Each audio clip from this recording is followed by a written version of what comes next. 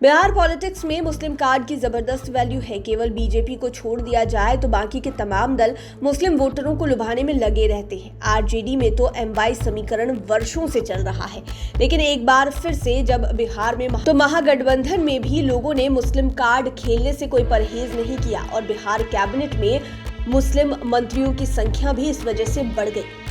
आइए जानते हैं कि इस बार कौन कौन से मुस्लिम नेता मंत्री बने हैं। आरजेडी से इस बार बिहार कैबिनेट 2022 में 3 अल्पसंख्यक मंत्री हैं। इसमें सबसे पहले बात करते हैं इस्राइल मंसूरी की। दरअसल एमवाई समीकरण आरजेडी का आधार है, इसके लिए वह बदनाम भी है। मुस्लिमों को सबसे ज्यादा लालू यादव पर ही भरोसा है। आपको बता दें कि लालू यादव ने ही 1990 में एमवाई समीकरण का नाम दिया था और जब लालू बिहार में सीएम थे तब समस्तीपुर में लाल कृष्ण आडवाणी को गिरफ्तार किया गया था। इसके बाद तो मुस्लिमों का भरोसा लालू पर और अधिक बढ़ गया और इसका फायदा 2020 के चुनाव में भी आरजेडी को मिला। आरजेडी के टिकट पर सबसे अधिक 8 मुस्लिम विधायक जीते थे, जबकि ओवैसी की पार्टी से जीते 5 में से 4 मुस्लिम विधायक आरजेडी में शामिल हो गए। इस तरह आरजेडी में मुस्लिम विधायकों की संख्या 12 हो गई। इन्हीं में से एक है इस्राइल मंसूरी। इस बार ये पहली बार विधायक बने और पहली बार में ही किस्मत चमक गई और इस्राइल मंसूरी मंत्री बन गए। ये मुजफ्फरपुर के काटी विधानसभा से 2020 में आरजेडी के टिकट पर चुनाव जीते थे।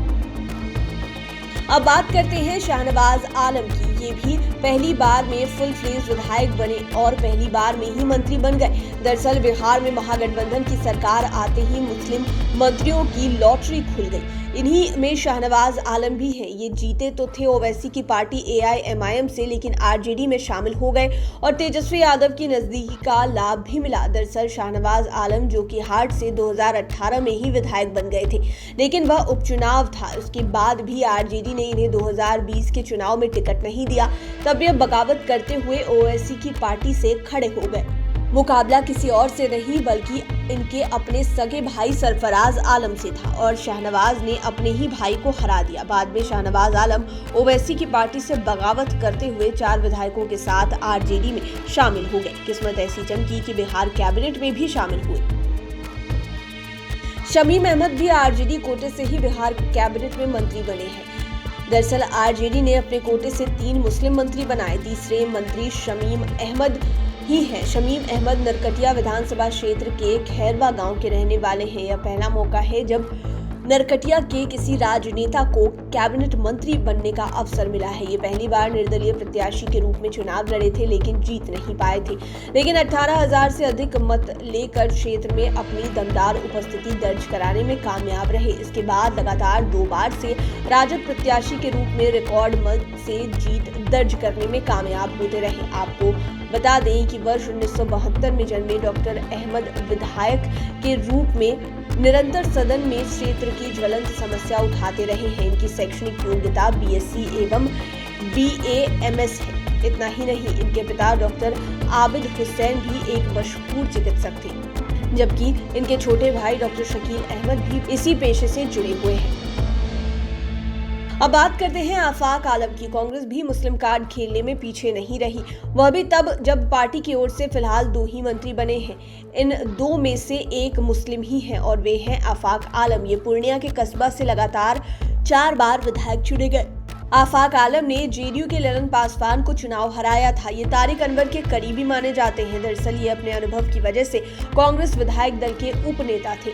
आफाक आलम अपने मृदु व्यवहार के लिए जाने जाते हैं। पार्टी की गुटबाजी से भी ये काफी दूर रहते हैं तथा कांग्रेस की राज्यसभा सांसद रंजीत रंजन से इनका अच्छा संबंध है। कहा जाता है कि इन्हें मंत्री बनाकर कांग्रेस ने सीमांचल में खोई अपनी सियासी जमीन पाने का शानदार दांव चला है। आपको बता दें कि साल 2000 में पहली बार मोहम्मद आफाक आलम कस्बा पश्चिमी क्षेत्र से जिला परिषद का चुनाव लड़े थे और जीते भी थे, किंतु जिला परिषद अध्यक्ष के चुनाव में इन्हें एक मत से हार का सामना करना पड़ा था। वर्ष 2005 में पहली बार निर्दलीय प्रत्याशी के रूप में कस्बा विधानसभा से लड़े, पर इसमें भी ये हार गए। लेकिन पहली बार ये समाजवादी पार्टी के टिकट पर चुनाव जीते और कस्बा से विधायक बने। इसके बाद कांग्रेस में शामिल हो गए।